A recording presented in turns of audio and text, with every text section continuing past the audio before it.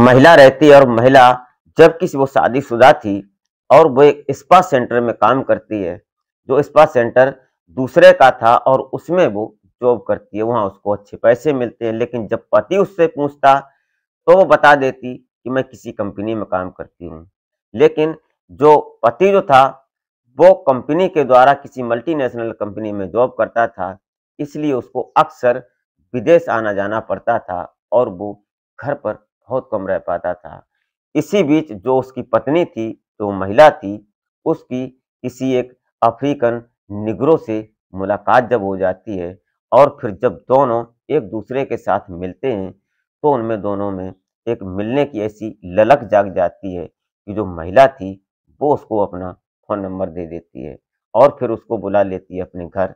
और जब घर आ जाती है वो जो अफ्रीकन निग्रो था, वो जब घर आता है, उसके बाद दोनों के जब शारीरिक संबंध बनते हैं, तो आज कहीं न कहीं वो महिला दर्द से चीखने लगती है और उसके बाद उस दर्द में इतना आनंद भी था कि महसूस कर रही थी कि 4 साल की शादी में शायद उसको ये दर्द कभी नहीं मिला।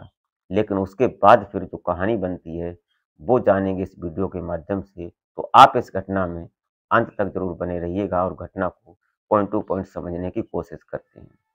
तो वीडियो में ज़रा आप ध्यान रखिएगा और वीडियो पूरा वॉच कीजिएगा और हमारे वीडियो में व्यूज़ बहुत कम आते हैं, प्लीज़ हमारे चैनल को सब्सक्राइब ज़रूर कर लें और कमेंट में अपना और अपने शहर का नाम ज़रूर लिख दिया करें। तो नमस्कार, प्रणाम, मैं अजय कोहली और आप देखना शुरू कर चुके हैं माई सफ़र तक। आज की कहानी शुरू होती है महाराष्ट्र की माया नगरी मुंबई और मुंबई का ही एक एरिया पड़ता है वर्ली। और वल्ली के अंदर एक महिला रहती है जिसका नाम रागिनी होता है। अब ये रागिनी जो थी, ये लगभग 35 साल की महिला थी, जबकि इसकी शादी अभी 8-10 साल पहले हो चुकी थी। लेकिन इसका जो पति था, वो किसी मल्टीनेशनल कंपनी में जॉब करता है। अब जॉब तो करता है लेकिन वो अक्सर उसी कंपनी के काम के सिलसिले में अक्सर विदेश आया जाया करता है।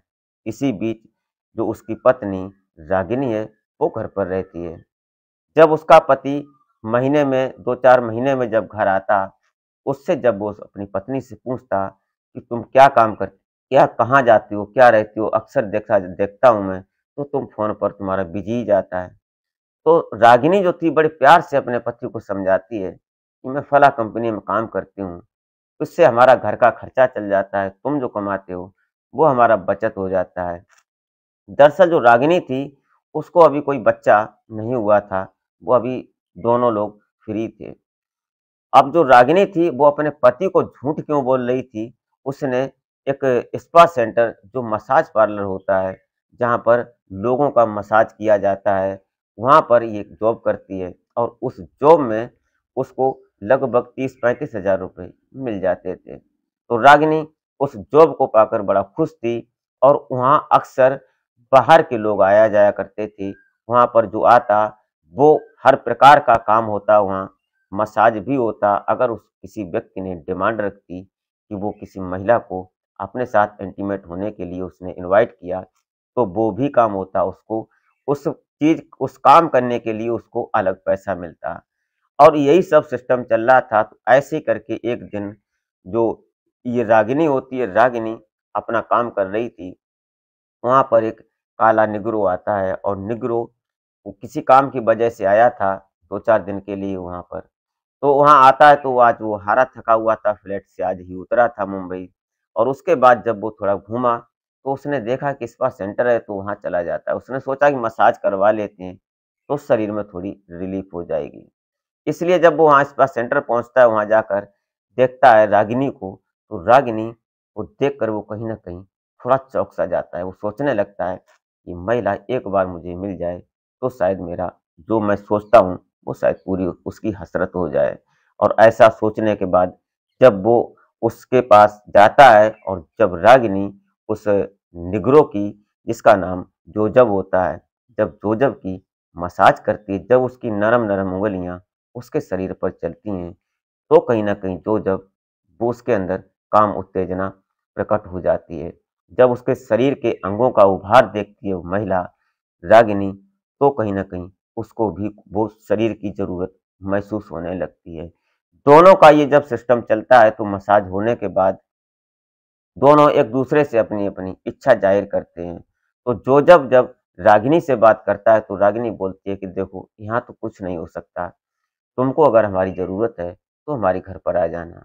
इस बात को सुनकर जोजब बड़ा खुश हो जाता है और जोजब जो रागिनी थी उसका नंबर ले लेता है। दोनों एक-दूसरे से बातचीत करते हैं और बातचीत करने के बाद वो उसके घर शाम को 8 बजे का उसने टाइम दिया था और शाम को 8 बजे जोजब जो था वो रागिनी के घर पहुँच जाता है।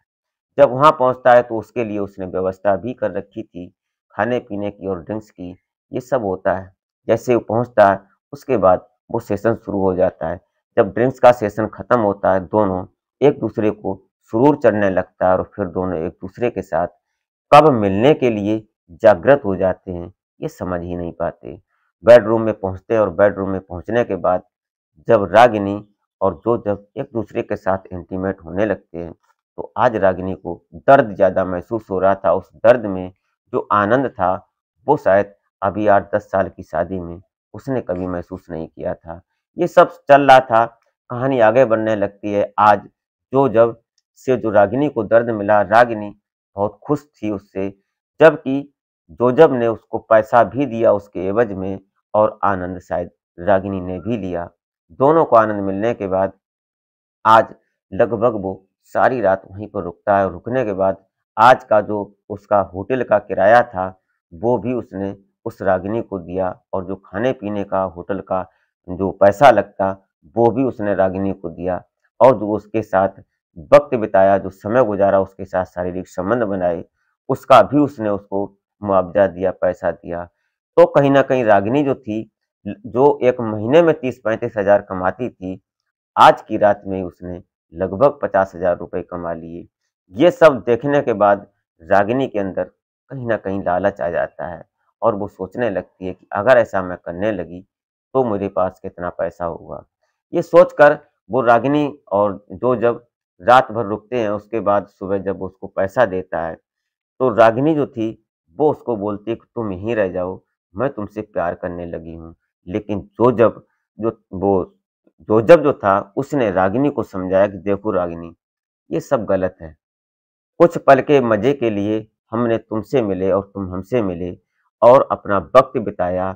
जो भी मुझे चाहिए था, वो मुझे मिला और जो तुम्हें चाहिए था, वो तुम्हें मिला। क्योंकि रागिनी ने अब से पहले जो निग्रो होते थे, निग्रो के फ़िल्मों में देखा था, लेकिन अभी तक उसने सामने होकर और जो व्यक्तिगत फ़ेस टू फ़ेस ऐसा कभी नहीं देखा था। इसलिए उसने ये सब किया और करने के बाद जोजब ने उसको बड़ी अच्छी तरह से राय दी, ऐसा नहीं करना, तुम्हारा भी परिवार है और हमारा भी परिवार है। तुम अपने पति को मत धोखा दो और मैं अपनी पत्नी को धोखा नहीं दूँगा, क्योंकि ये सब करेंगे दोनों परिवार बर्बाद हो जाएँगे। कानून का चक्कर पड़ेगा, कानून के दरवाजे खटकाने पड़ेंगे, लोग हमारे ऊपर हँसी करेंगे। ये बात सुनकर कहीं न कहीं जो रागिनी थी, वो उसकी बात से सहमत हो जाती है और जो उसने विचार बनाया था रागिनी ने कि मैं ऐसा करके इतना पैसा कमा सकती हूँ, क्योंकि महिलाओं को पैसे के लिए कुछ भी करना पड़ जाए, वो करने को तैयार हो जाती हैं। सारी महिलाएँ नहीं, कुछ ऐसी महिलाएँ होती हैं, जिनको पैसा नज़र आता है, किसी को पति नज़र आता है और किसी को अपना परिवार नज़र आता है और किसी को अपनी इज़्ज़त भी नज़र आती है। हर तरह का व्यक्ति होता है और हर तरह की उसकी सोच होती है। इसलिए जब जोजब ने रागिनी को बड़े प्यार से समझाया, समझाने के बाद जब दोनों एक-दूसरे से आखिरी बार मिलते हैं और जो जब 2-4 दिन का उसका जो काम था, जिस कंपनी में वो आया था, जिस काम के लिए, वो काम अपना करता है और काम करने के बाद जो वक़्त उसको मिलता, समय बचता उसके पास, तो वो रागिनी के पास आ जाता। उसी दिन से रागिनी ने उस जो स्पा सेंटर था, जो मसाज पार्लर था, वहाँ से उसने जॉब भी छोड़ दी। उसने सोच लिया कि जब मेरा पति कमाने वाला है, मुझे कमाकर खिला रहा है, तो मुझे अब जॉब नहीं करनी। क्योंकि वो जॉब कुछ इस प्रकार की ही थी कि वहाँ जो भी आता, वो हर महिला को अपनी हवस भरी नज़रों से देखता और उसकी अगर उसने बोली लगा दी, तो उसके साथ जाना भी पड़ता और उसके साथ रात भी बितानी पड़ती थी। उसकी एवज में उसको पैसा मिलता था। उसकी राय को, जोजब की राय को रागिनी ने अपने दिमाग में और दिलों में उतार लिया। उसके बाद दोनों का परिवार बच गया। उसके बाद वो अपने वतन लौट जाता है और रागिनी अपने घर रह जाती है। दोस्तों, ये रही कहानी, ये रही घटना। आप क्या सोचते हैं? अपनी राय कमेंट में ज़रूर लिख सकते हैं। इसी के साथ आप अपना और अपने परिवार का बेहतर तरीके से ख्याल रखें। दोस्तों, ये घटना हमने सोशल मीडिया के माध्यम से उठाई है। इसमें मैं या मेरा चैनल किसी बात की कोई ज़िम्मेदारी नहीं लेता है। मिलते हैं फिर नेक्स्ट वीडियो में, तब तक के लिए जय हिंद।